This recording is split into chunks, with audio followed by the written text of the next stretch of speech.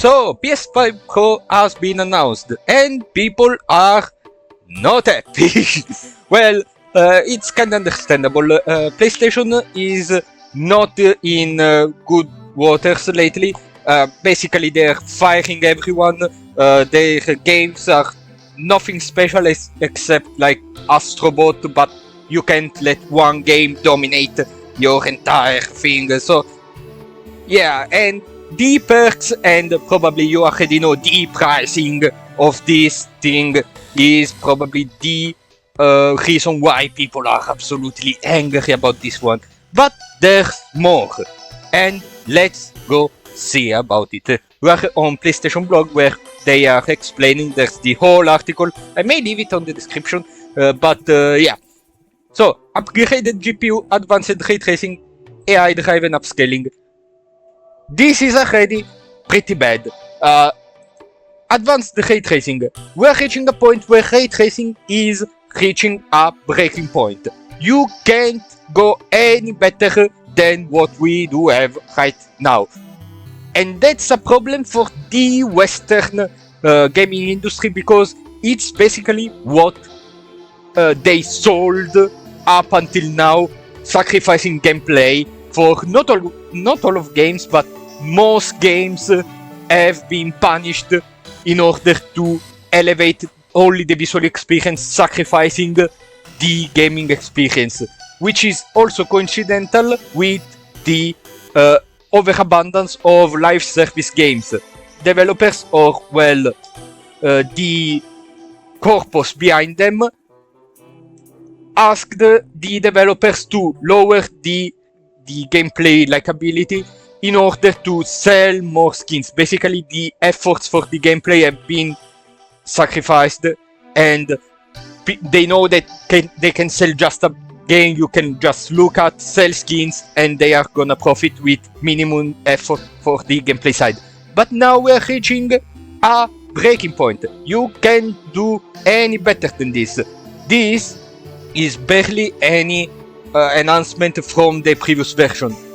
This is going to be a problem for PlayStation, Xbox, or any corpo that wants to produce video games with hyper-realistic graphics. This is going to be a problem, because by the time they are sinking themselves within the ray tracing, other companies, even indies, may grasp on ray tracing and have games that have ray tracing and they have awesome gameplay. It already happened.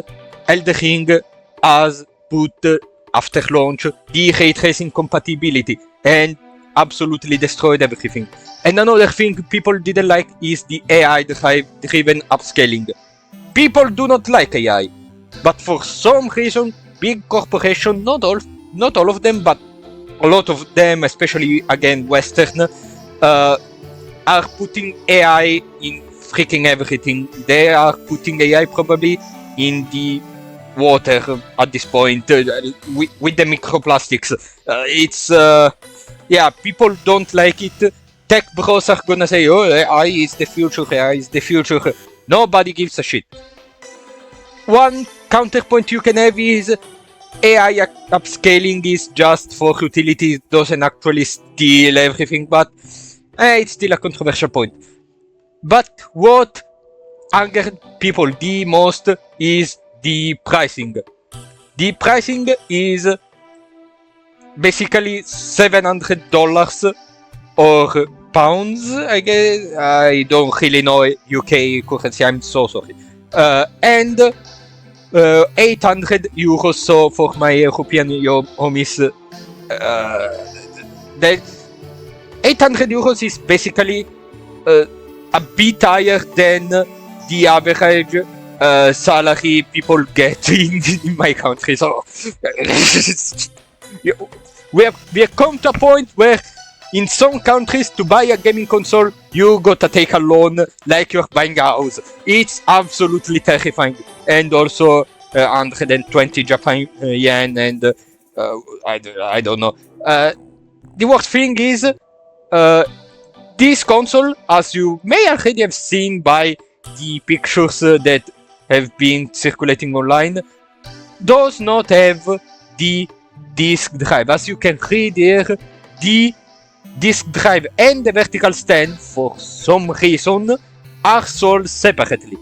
So, we now have a console that costs way more than the previous PlayStation 5, with barely anything to make it better, and if you want a game, if you own a physical copy of a video game, you gotta pay even more. So these $700 are probably going to be like 800, and for the European currency is probably gonna be 900. Like, this is insanity. And the worst thing is, this is probably the worst time Sony could have announced the PlayStation 5 Pro, because this is the time where everyone has agreed upon the fact that Sony has no games. The only little amazing thing that PlayStation does have by itself is Astrobot, which is a cute and also game. Some say is candidated for Game of the Year. But as I always say, you can't pretend one single title to carry your entire console. You cannot justify one game to buy an entire console, okay? And you cannot, and in the case of Sony, you cannot justify the Spider-Man game that comes out every 5 years. It's just not how it's done. And adding to that, PlayStation CEOs are complaining about the fact that they don't have a market recognition. They don't have a mascot to represent their brand.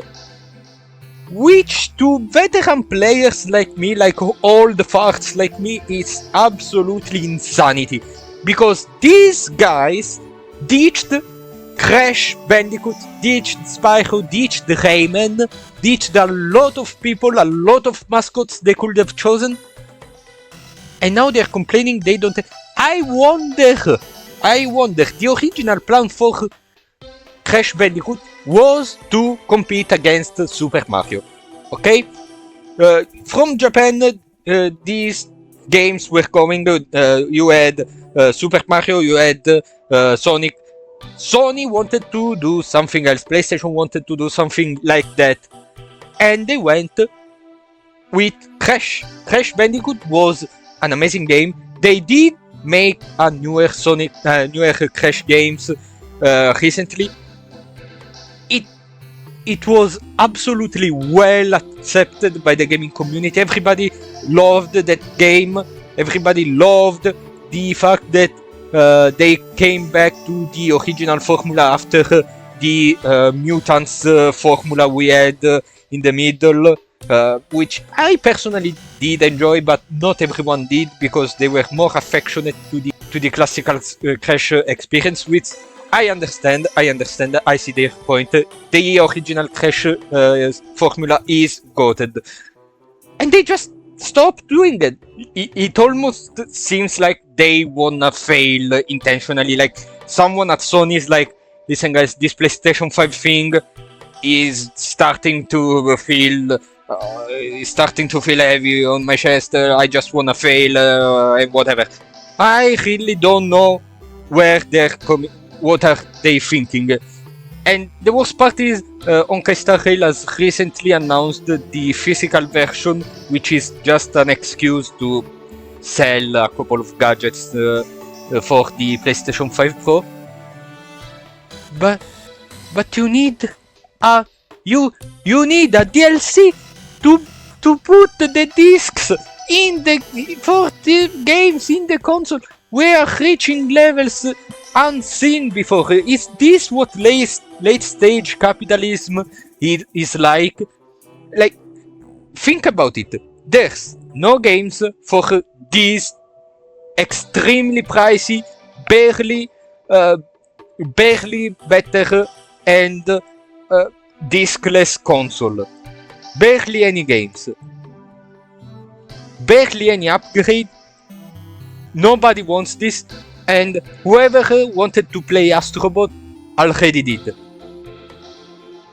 This console is for nobody except die-hard fans like Apple fans that just buy everything.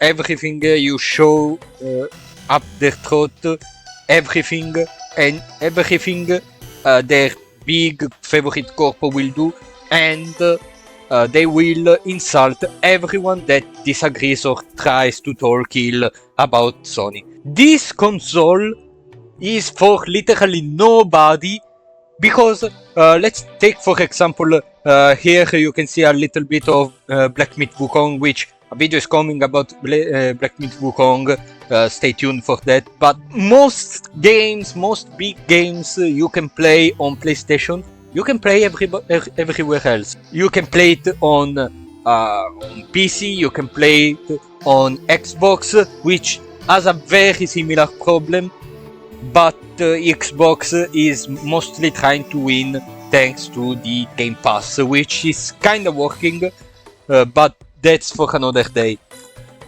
In the meantime, this Xbox is coming at the worst time possible and is for literally nobody. So, as we are approaching the end of the year, we are already in September.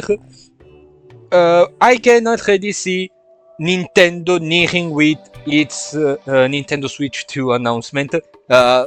It's probably gonna be before Christmas, so I expect either the end of September or somewhere between October and November.